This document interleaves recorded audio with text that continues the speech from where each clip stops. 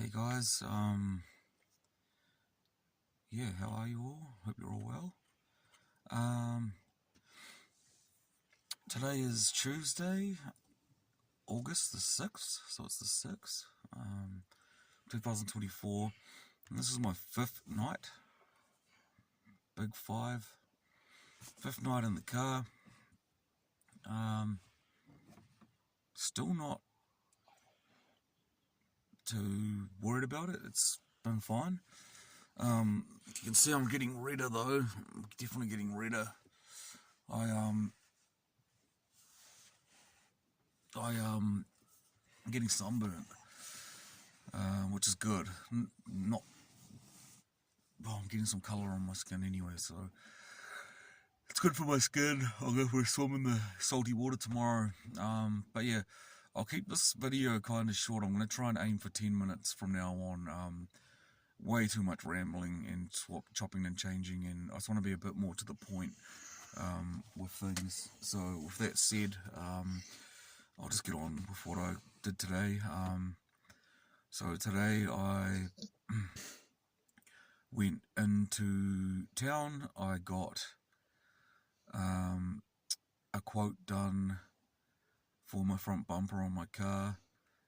It was like $1,500 or something. So got to take the car in next week to get fixed. We'll get the bumper fixed. Then I can finally, because I'm driving around with no warrant at the moment. It's registered and shit, but I can't get the warrant until the bumper's fixed, and then the bumper. Yeah. Anyway, long story short, I'm getting the bumper fixed, and I'll get my warrant next week.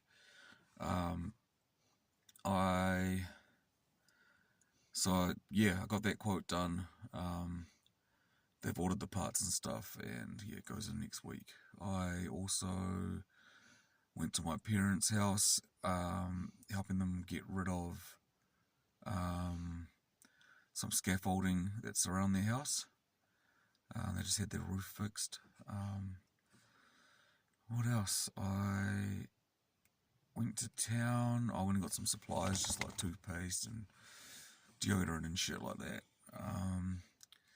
Some more water bottles. I filled up my old ones with the tap that's out here. It's like a fresh running tap, but I just keep that on stock for the dogs. It's pretty good water. It's probably better than the bottled shit that I buy. So,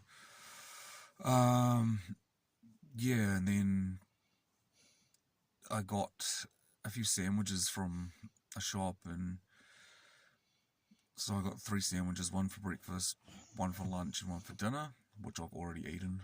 It's 7, what is the time? Yeah, 7:30 at night, so already eaten.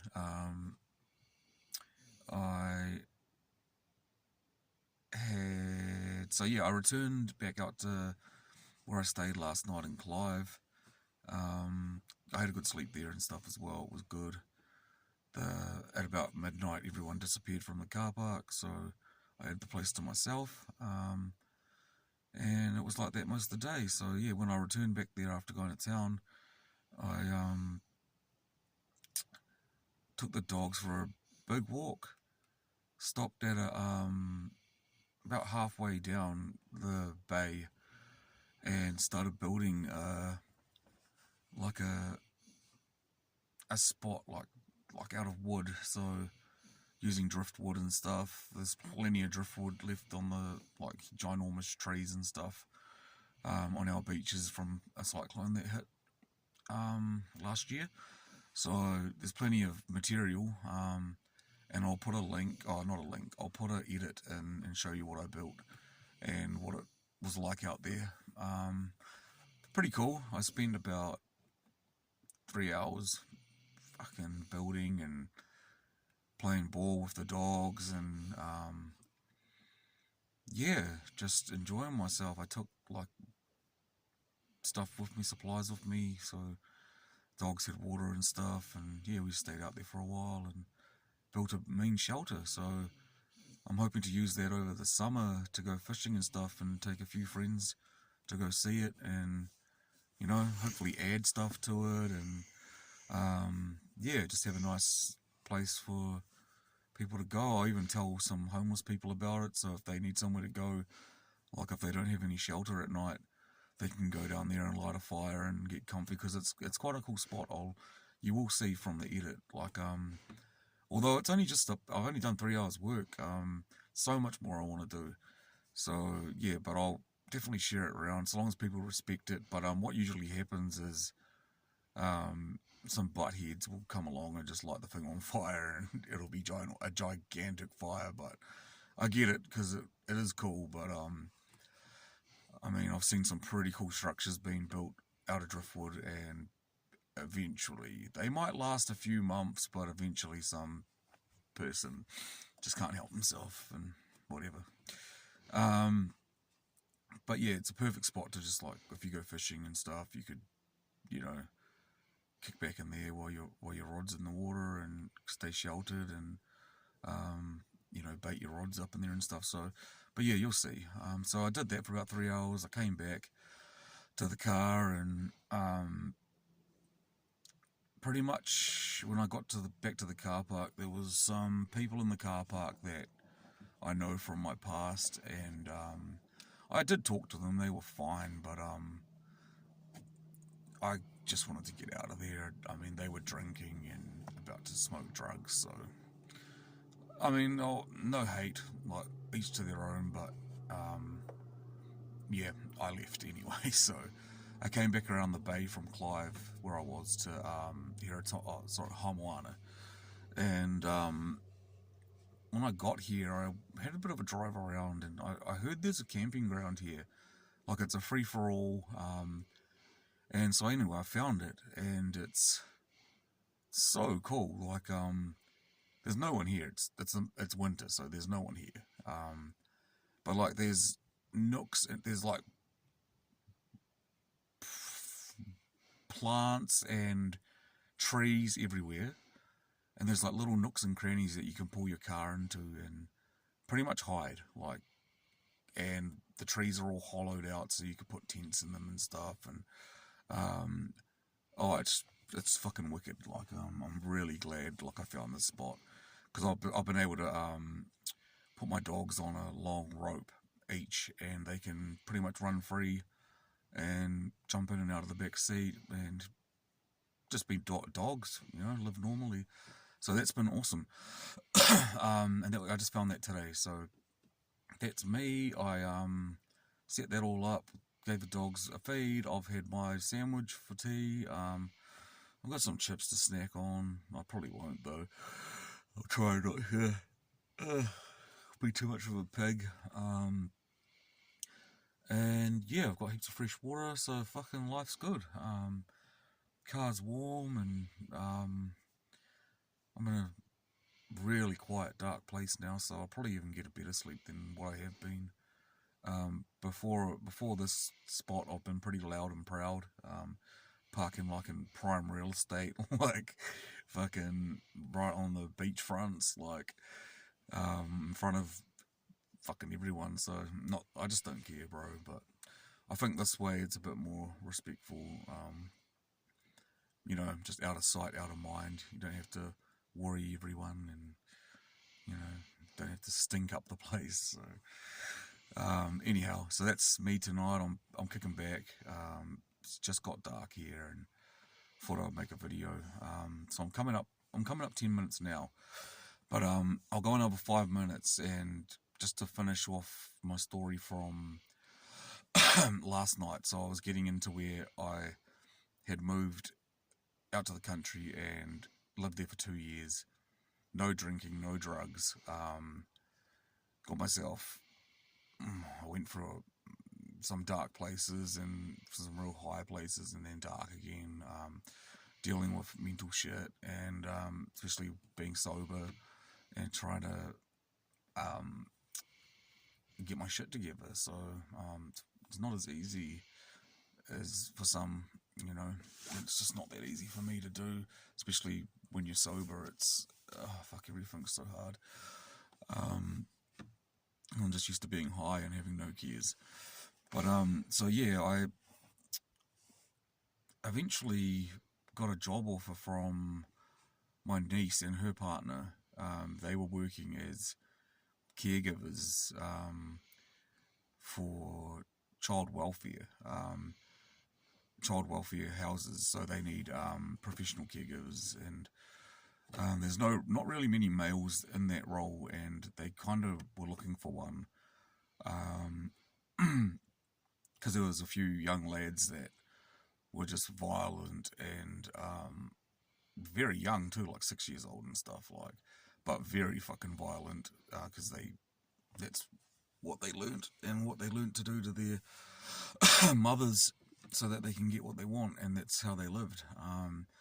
So anyway, I got asked to do a shift, and I thought, oh, this is kind of weird, like working with kids, but oh well, I've got fucking nothing to lose. I'll give it a go, and so I went into the job, and young kid, oh my god, like such a little terrorist. I will skip a little bit there. So by the end of the 6 months work that we'd done with him, he was just such a cool kid, like the kid that I met that shift was fucking outrageous. Like, I was on shift with another lady, and she cooked dinner, and while she was cooking dinner, this kid, anyway, she's in the room talking. He's nice and happy, and watching his he's like a fishing show. He was really into fishing. Watching this fishing show, and then she goes out and starts to cook dinner, and he kind of looks at me, and then I went to talk, and he said, "Shh, you don't talk. You don't talk unless I talk to you. And until then, you shut the fuck up." This is what this kid, 6 years old, bro, 6. You shut the fuck up, and don't talk to me. You don't know me, I don't know you. And I'm just like, sure, mate. Like, and even that, shut the fuck up, don't say that.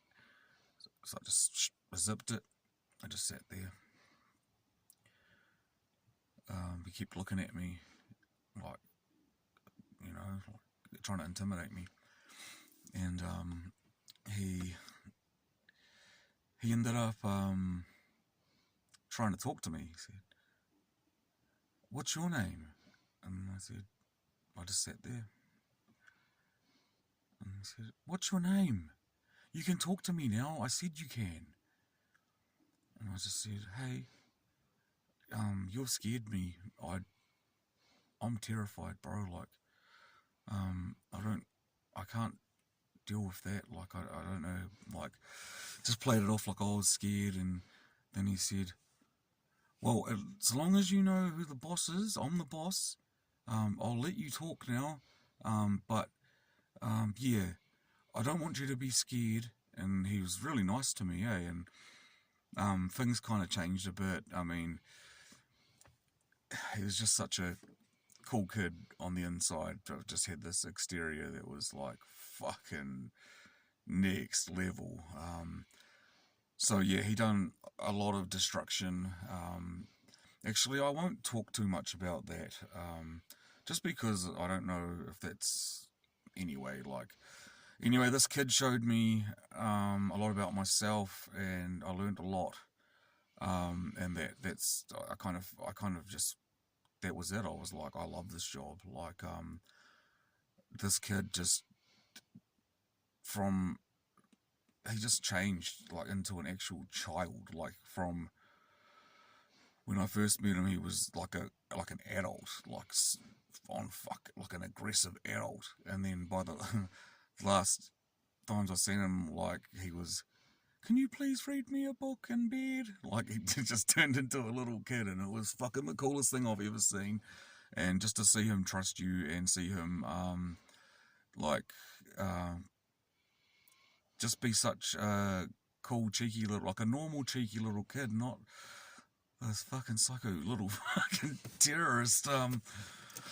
So yeah, that really opened my eyes, and I just said to myself, like, this is it. This is what you should be doing with your life. I was quite good at the job.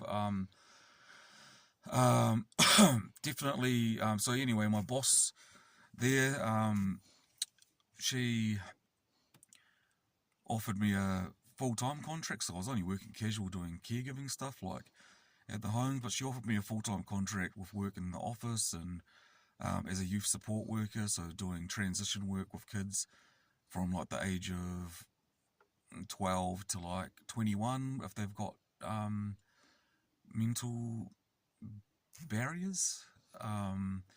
Yeah, if they've got a few mental barriers, then they could be with us to up to the age of 21 or even more. So I started that job, and oh my god, I feel sorry for the girl that had to train me pretty much or babysit me, because I'm fucking no good on computers. I've never been able to organise myself like that, and anyway, she done a fucking good job with it, and she was very patient, and I did a lot of training. She took me to a lot of courses, and I met a lot of young males that just needed the guidance and the hand to get things like passports and licenses, and that's what the company I work for does. And I got shown how to do all that stuff, and my role changed a little bit. I started to just do a lot of outdoor stuff with the kids, and I, yeah, was doing like swimming, golf, fishing, bike rides, pretty much whatever the kids were into. Like, I got assigned with doing those activities, and fuck, I can't believe that that's a paid job. Like, I'm living my best life. Like,